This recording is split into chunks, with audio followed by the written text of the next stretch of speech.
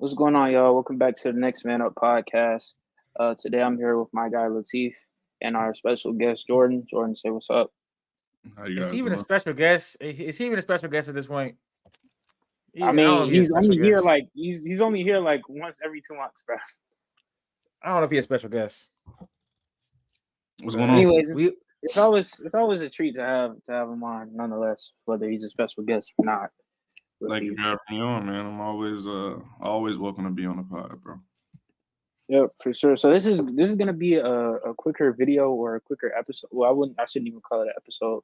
But as you guys know, the trade deadline came and now it's gone. You know what I'm saying? So today we're gonna be going over the winners and losers, and then just getting into other topics, getting more in depth into that. So are y'all ready?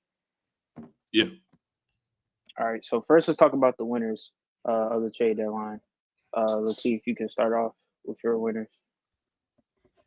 Or how many do y'all have? Because I have three, but I don't want us to say everybody's winners and losers. I want to try to spread the wealth a little bit.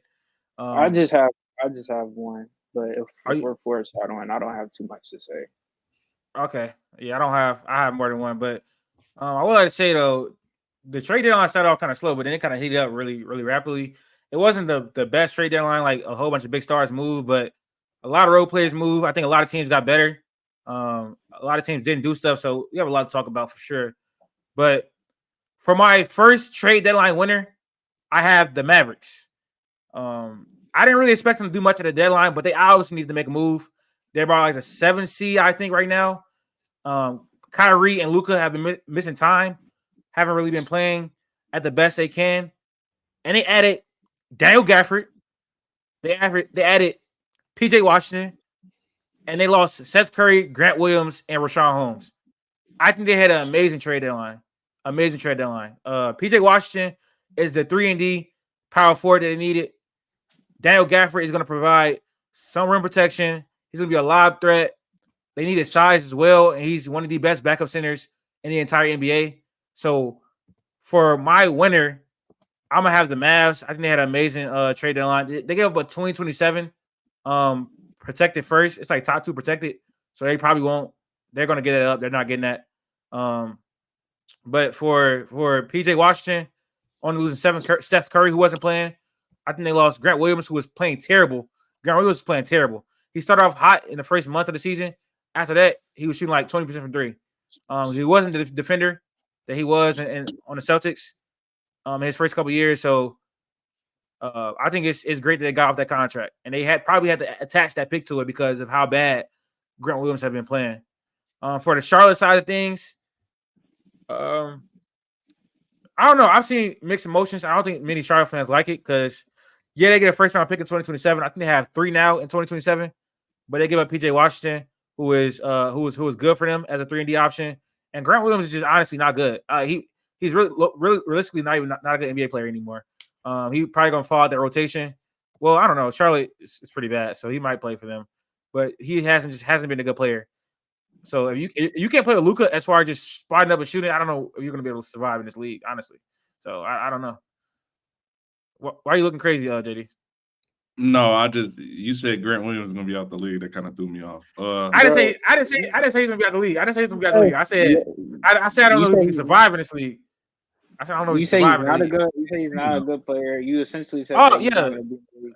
is he Bro, not a you good the player? thing is, Is he a good player? Is he a good I player? I think he's a the thing is, starting bro, level player, though. And I was gonna say I think He's like his contract was a bit of not an overpay, but because I remember before because what is his contract like? It was like 3 for 51 or something like that. I think he's making about $18 million a year. Yeah, I don't think he's I don't think He's he's a severely overpaid. yeah he's Four like years, 4 years, $53 million. He's making $13 a year. So oh, yeah, I so don't know. okay, yeah, that contract's not that bad, but he should. I don't think he's a starter. I mean, and then when you Is he worth $13 million? Is he worth? No, he's not. who okay, gauge the other $13 million players in the league. Like I who else is around that number I that will. he's he's better or worse than. I will. Let me go look. I'm on Flow Track right now. Let me see. But But like either while I'm looking way, that up, I just feel like he was just yeah. To your point, just not a good fit for. Well, initially, yes, it would seem like he's a good fit, but yeah, like he's not the I guess you could say, scorer of the basketball off the ball.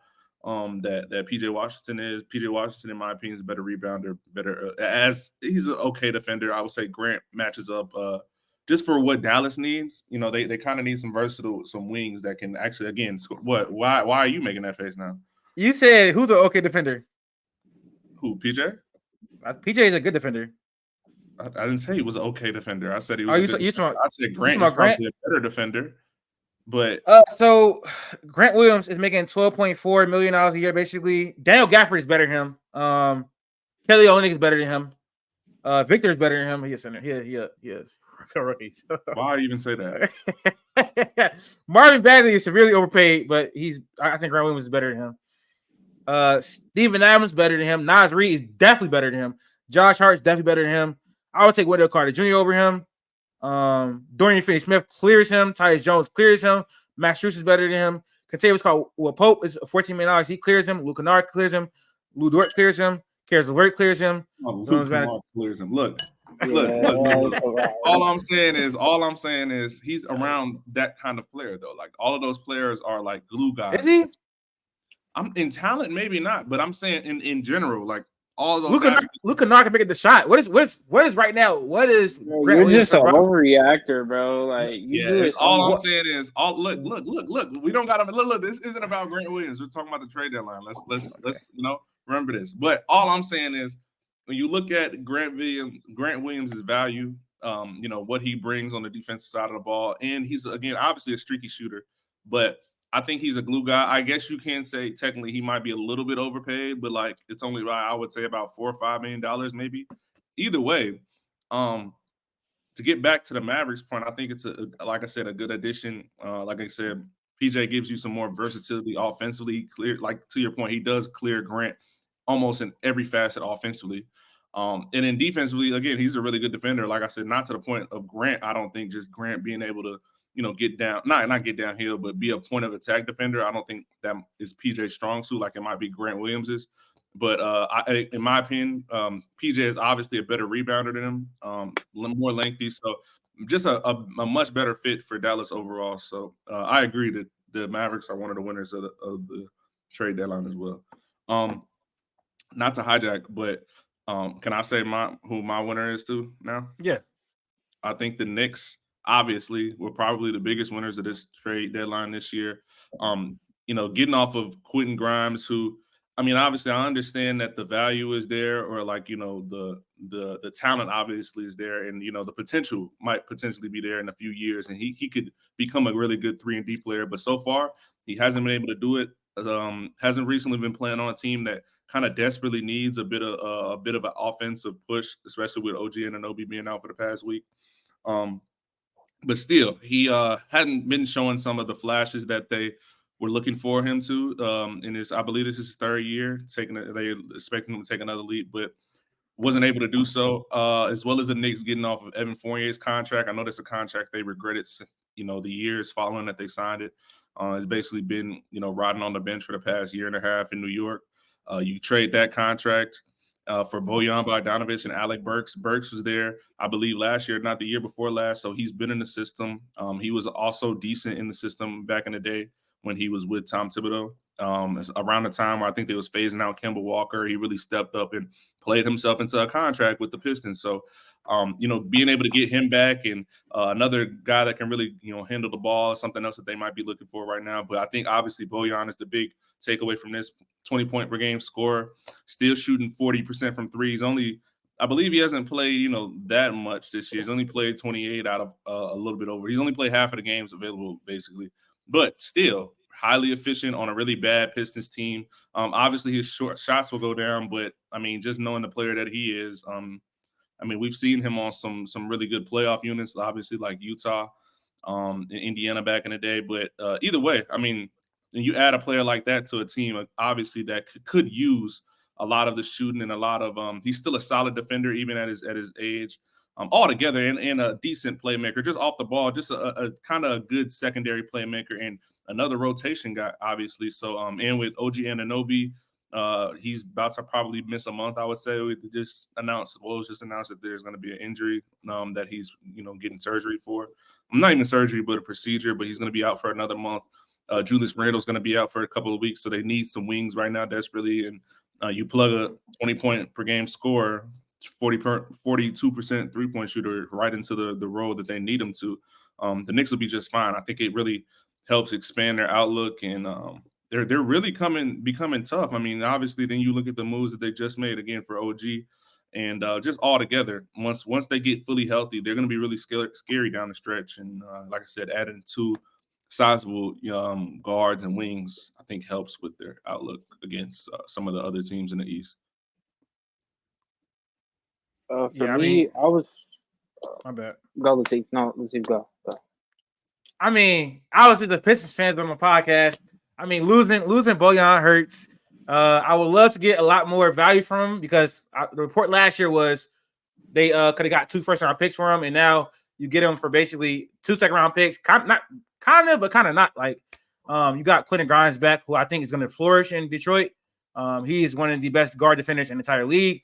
He shoots 38% from his career from 3. So I'm glad they got him back, and I think he's going to have a resurgence in his career.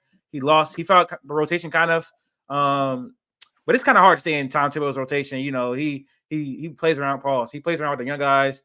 That sounds crazy, but you know what I mean. With the minutes and stuff like that. So Bojan, I don't know. Some nights he kind of like leaves a bad taste in my mouth. Pause, because like he like he shot chucks a lot and he's efficient at it, but like I think he's taking the ball away from Cade and Ivy too much. So I'm glad to see him leave.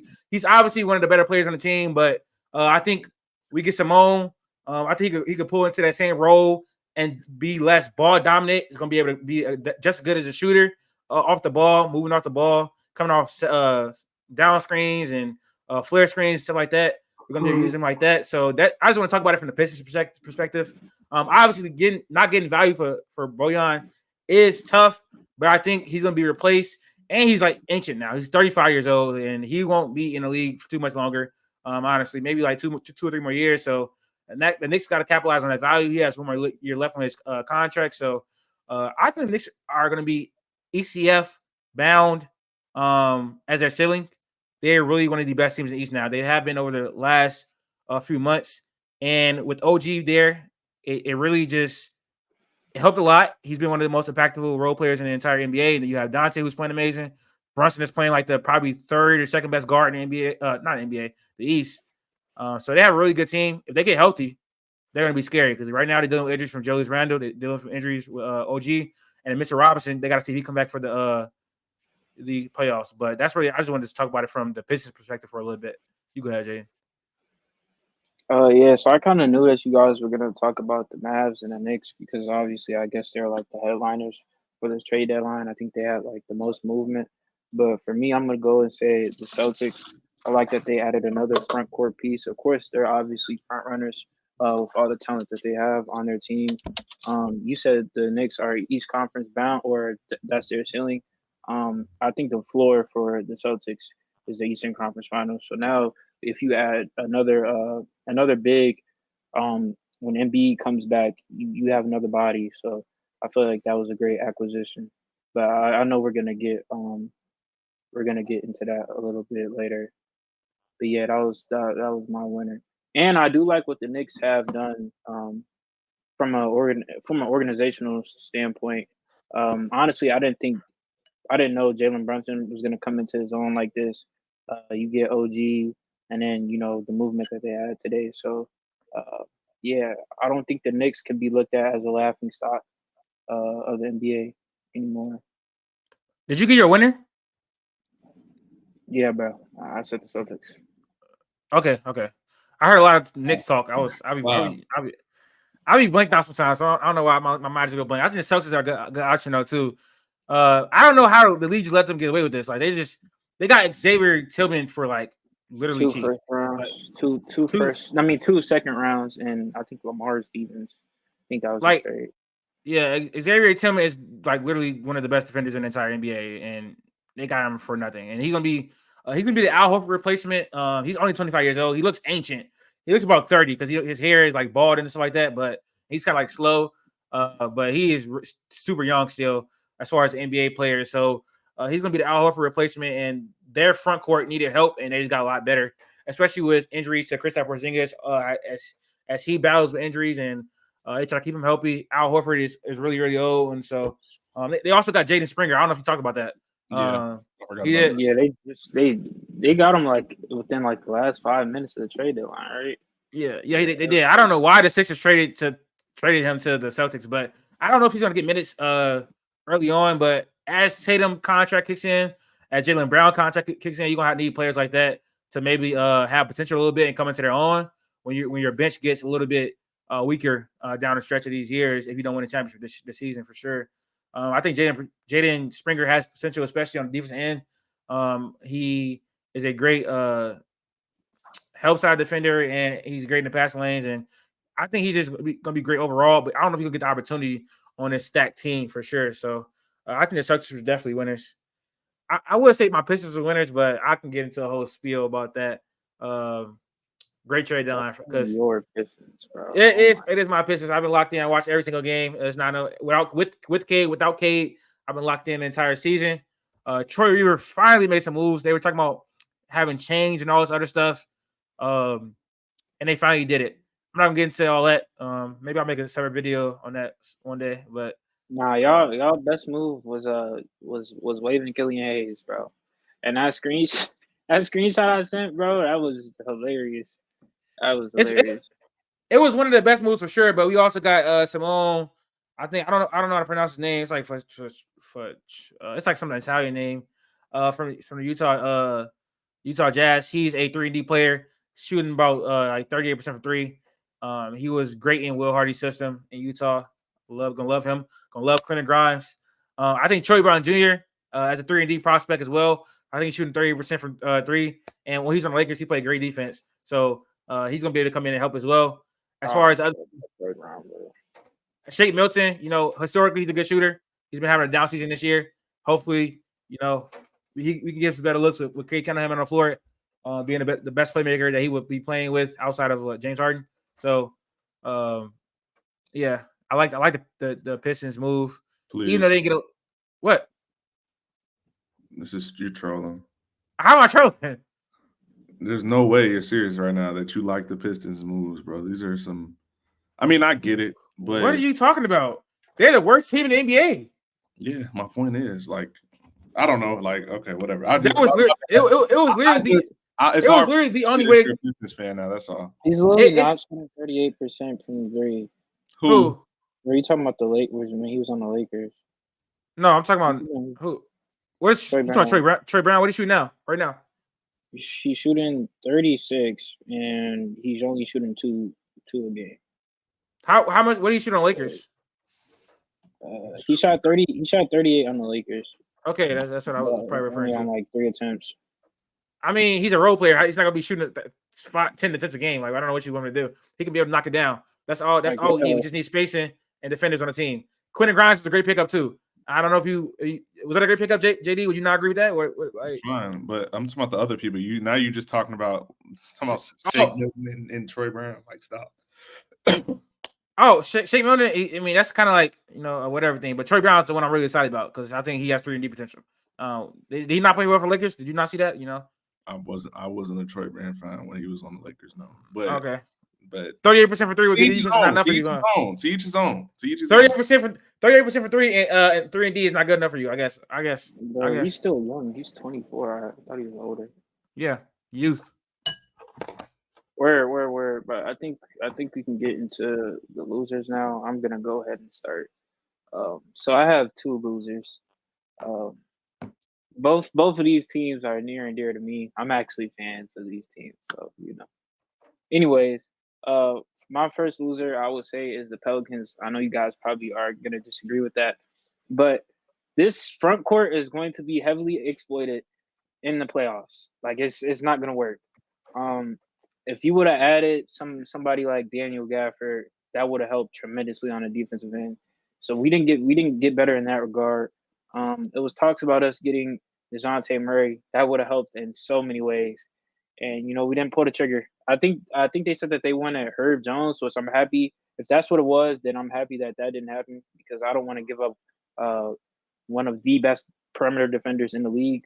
for DeJounte Murray. And DeJounte Murray is a great player, but I just wouldn't know how the fit would be. But I really wanted DeJounte and Onyeka or Daniel Gafford, and that just didn't happen. So I can't really call them losers, but I really wanted them to make a move. And yeah, the front court that we have is just going to get exploited in the playoffs. My second team, I'm gonna go with the Chicago Bulls. I don't know what's going on with if you've watched the podcast, I've always talked about how I don't understand why teams chase mediocrity. I don't know what the Bulls are doing. Like they kind of have me puzzled. This team is getting older. How old is Like 32. He's only 32. I thought he was older than that. So that's still pretty old though. No, he's 34.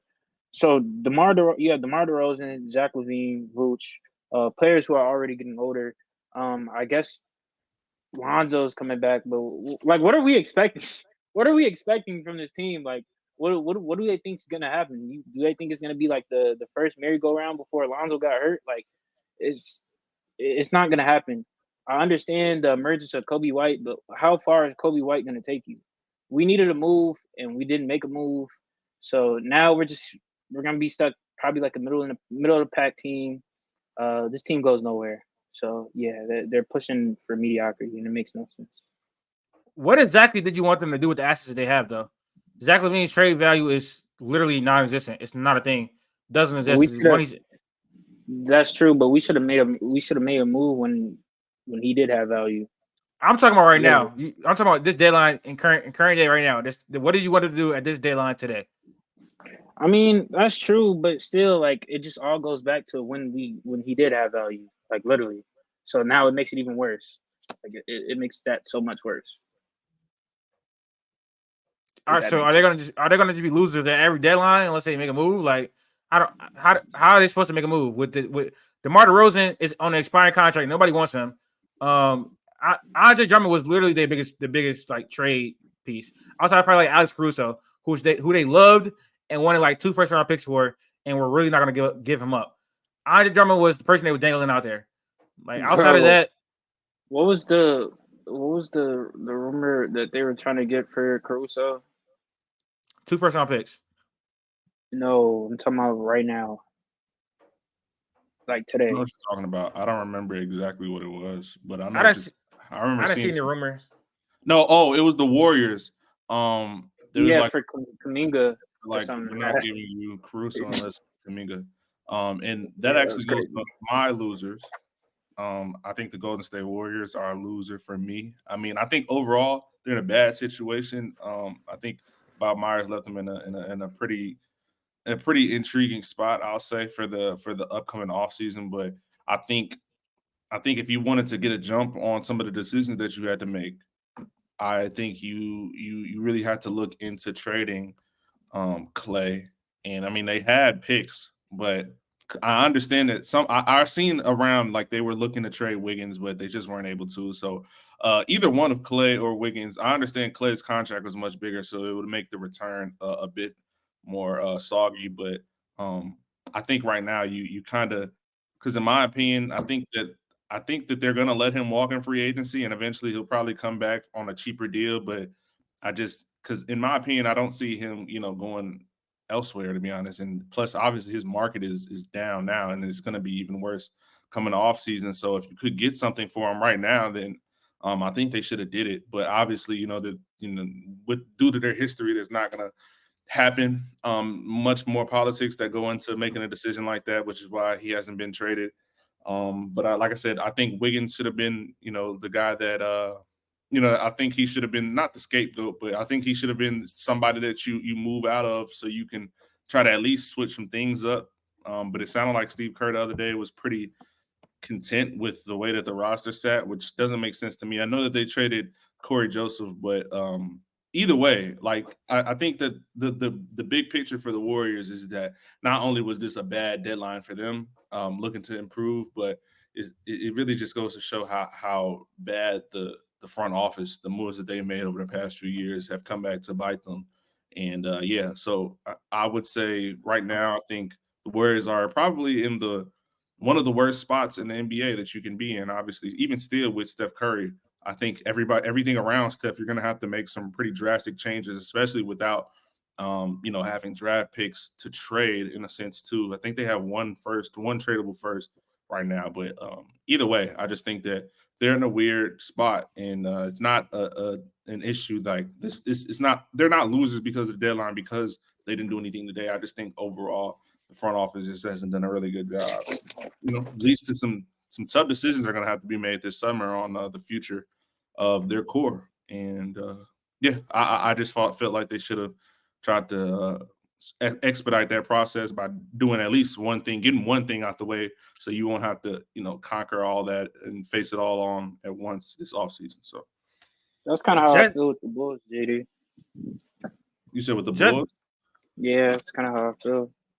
I mean, I think the Bulls is different. I mean, I think a lot of the one thing that you don't want to do, I think with the Bulls is you don't want to trade DeMar. If you're gonna get off DeMar and you want to, trade him for something, I think you want to trade him either A for some other expirings or B, you want to trade him for something, of value. And I'm pretty sure that the Bulls didn't feel like they got anything of value to them that made sense for them. So we're like, we're gonna rock it out with him for this season. And if he leaves, he leaves. We'll have $20 million in cap.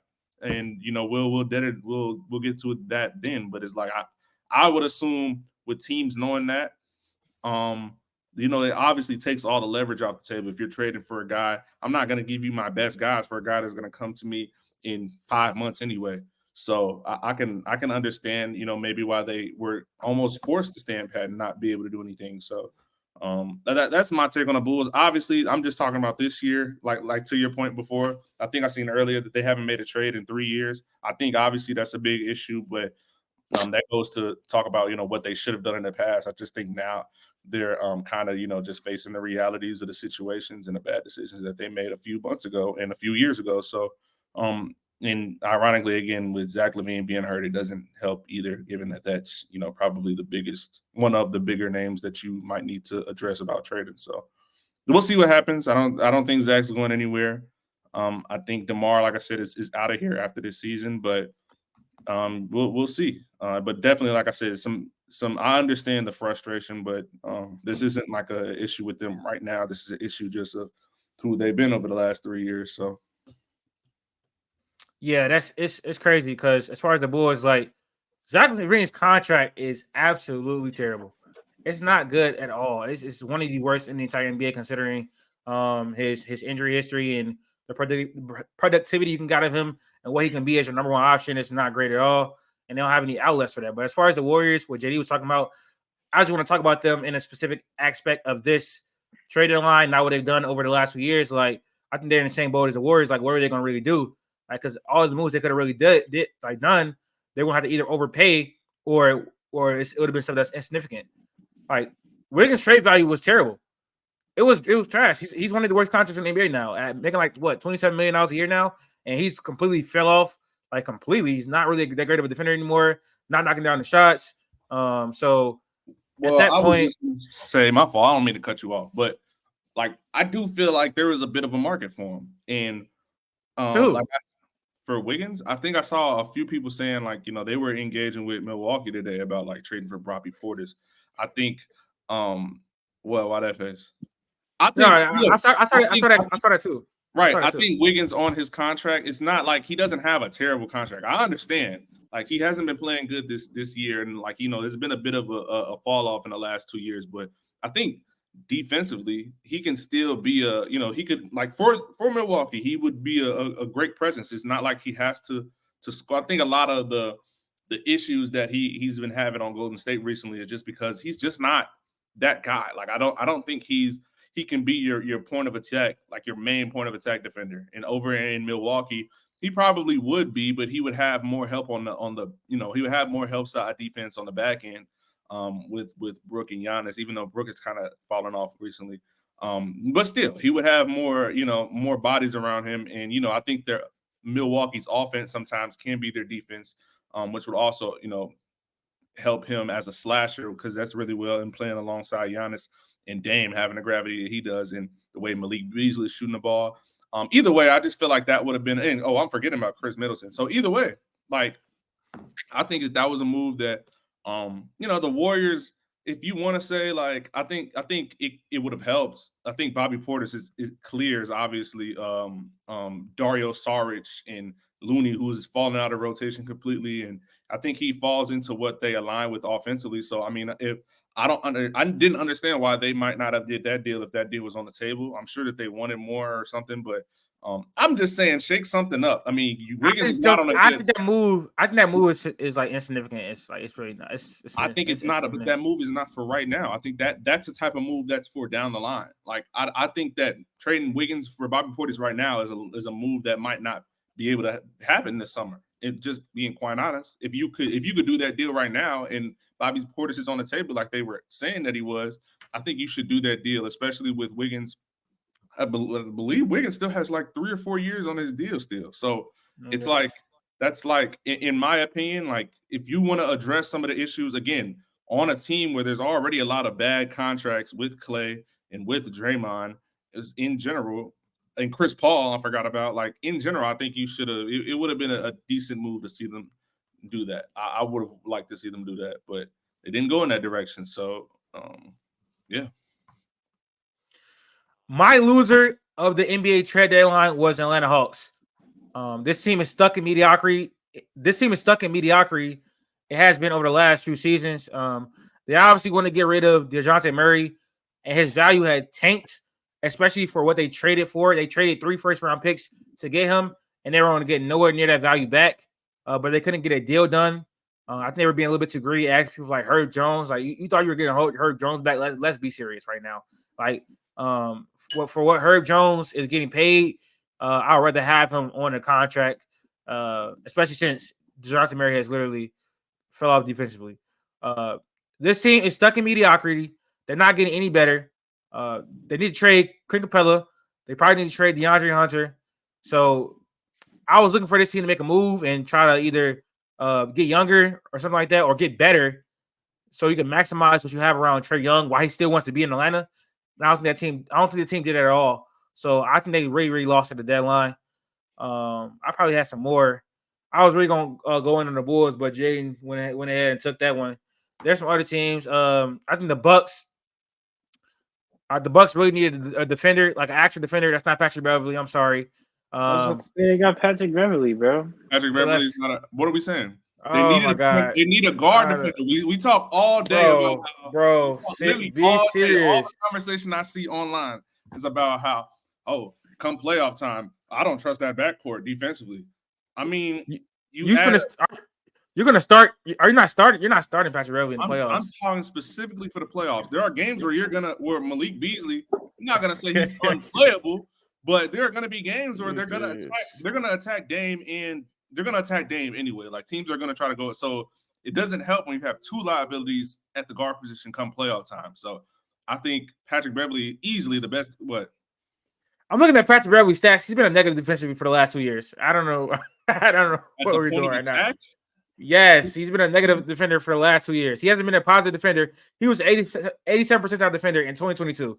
In LA, he was negative 1.4. And you're telling me he was a negative defender on the Bulls when their defense skyrocketed after they traded. That was only the half of the season, and bro, we're not giving that all to Patrick Beverly.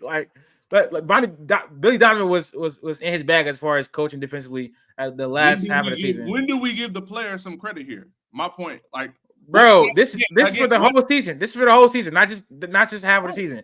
He was a negative 1.4. On a Lakers team that was bad defensively, but go ahead. He wasn't good defensively. He wasn't good defensively on the Lakers, was he? Either way, no, he was not. He's a better defender than Malik Beasley and Dame. Would you agree? I'm not gonna lie.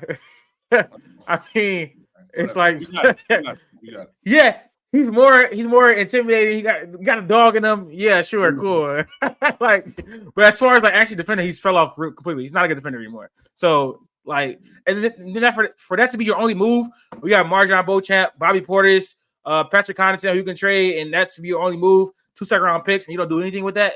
It's like, come on, y'all. This team is not going to be. I don't think I was high on them coming in this year. Y'all know I predicted, they made the Dame trade. I was like, oh, this is winning the championship. In hindsight, that was insane because this team cannot guard anybody. And I think the Celtics are ahead of them. I think the Knicks could potentially be ahead of them at what the moves they made this season. I think the Knicks are a better team all around than the Bucks right now. They have the star power with Damon and Giannis, but outside of that, the defense is terrible. I don't know how much I trust Chris Middleton. Brook Lopez is old and aging, and Patrick Beverly, come on. Doc Rivers is the head coach. Let's be serious. So I'm not really confident in this Milwaukee team at all. And their trade deadline did not do anything to inspire me anymore at all. They need to get like an actual defender. But they have Andre Jackson on their roster, who is probably the best defender on the roster. Giannis, my bad, that was wild. But perimeter defender on the roster. So yeah, Patrick Beverly's not moving me. He's not a good defender, and nobody can convince me that he is. You got a metric, a stat, like that's to show me he's a good defender. Eye test wise, he's not a good defender either. He just fouls a lot, and he's energetic. He's a good leader. I'm gonna ask you again: who is a better defender, Damian Lillard? Do you want me to go by the numbers? Who's the best guard defender on the Bucks right now? Andre Jackson. Guard. He's a wing. He probably regard better. He probably regard guards better than. That's not what I asked you. That's not what I asked you, Latif. I said you talking about guard defender on the team. Oh, you talking about just like that's a point guard or a shooting guard? I said guard defender. Okay, so yeah, Patrick Beverly, but the bar's low. I mean, my point is they needed defense. A team that again already has some solid interior defense needed a quality point of attack guard. I think it makes perfect sense for him to be on that team now. I think it definitely helps. It doesn't hurt them, is my point. That's all I'm saying. So to say that they're losers in that sense, I mean, again, that's the only move they made. That's the only move they made, JD. And again, I agree with you on the again. I already said I think they should have got Wiggins, but that's not like a them thing. Like that was a Warriors thing, obviously. So, but yeah. Why is he above average? This is literally his worst year defensively. I'm looking at defensive box plus minus. I'm looking at defense APM right now. His defensive box plus minus is 0.0. He's playing with Joel Embiid. Like, come on, bro. Like, he's not a good defender. I'm sorry, he fell off. He's not what he used to be. But he's a great leader. He's a great vibes guy. Like, he'll be good for your culture, your locker room. Can you tell me what Dame in he's a great vibes guy.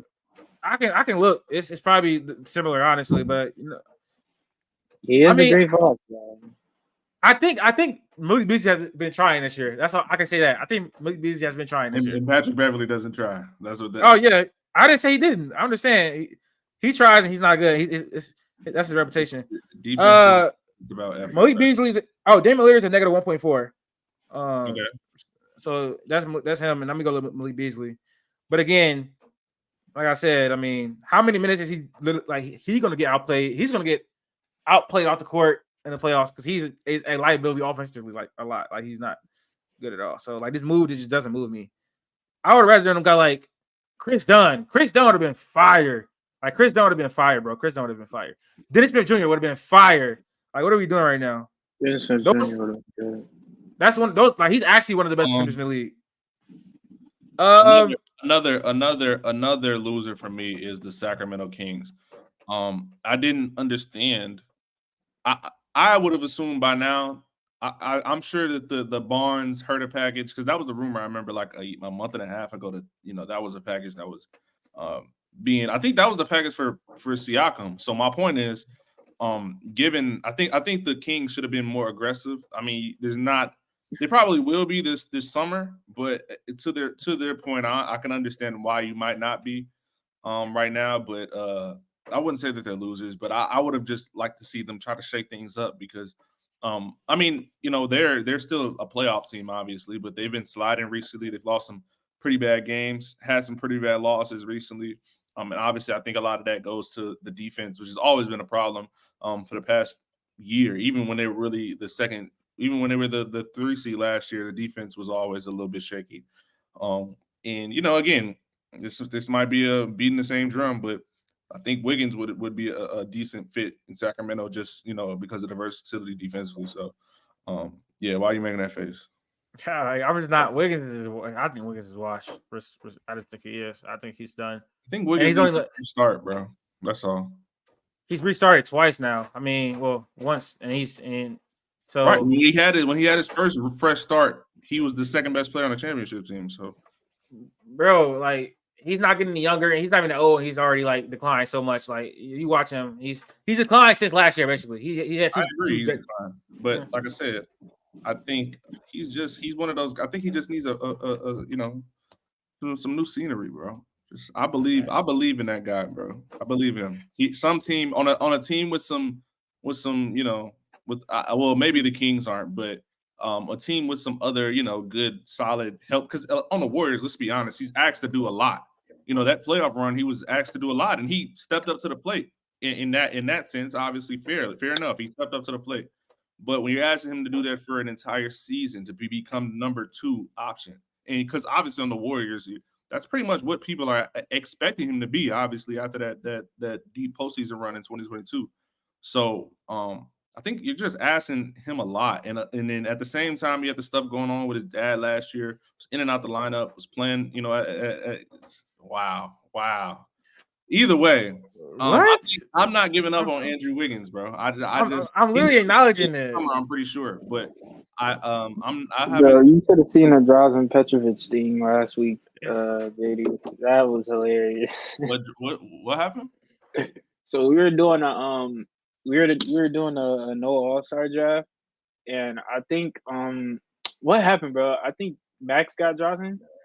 Max got Drazen, and he was comparing him to Jamal Murray. I asked him what did Drazen do in the playoffs? And he said he died or something like that. Like, what does that have to do with anything? He still played in the playoffs, and it was not. He was not better. Died. True. I mean, that is a fair point for Max. Though. But he didn't. He played in the playoffs and didn't perform like Jamal Murray did. I'm sorry. It's the truth. So I mean, RP. He didn't get a chance to. But let's move on. I'm just saying, you can't go back and change history like it happened. Are there any other losers for you guys, Jaden? Do you have another loser? Nah, those are really my two that I could think of. No, I think we really covered it. It was an exciting trade deadline. We may do like a tier list because I think a few teams may move up, like the Knicks for sure. They were in playoff teams last time in our tier list. I think now you could definitely put them in dark horse contenders for sure. The only team I wouldn't say they could beat right now is the Celtics. I think the Celtics are clearly the best team in the entire league, and especially in the East. And then number 2, I would honestly have the Clippers, but that's a whole other conversation for another day. Another thing we didn't even touch on Oklahoma City getting Gordon Hayward, which I know Latif, you weren't a fan about that. Were you? What was your thoughts on that? I think you misunderstood. I was saying that they didn't give up much. Is what I was a fan of the move. I was not a fan of it for Charlotte. Who didn't give up much? The Thunder. They gave up 3 players. Who? Bertans. Okay, right. They gave up Micic and they gave up Micic. Okay, backup point guard, but they have a lot of depth. Trey Man, that's fair. But my point is, I mean, I think it's just a good move. To your point, I think that this actually helps your agenda that you've been pushing ever since October. Your Giddey agenda. I think Giddey will get played off the floor now. I mean, obviously, he's already been getting played off the floor down the stretch in favor of Aaron Wiggins, Isaiah Joe, and just depending on the matchup, he gets played off in favor for those guys.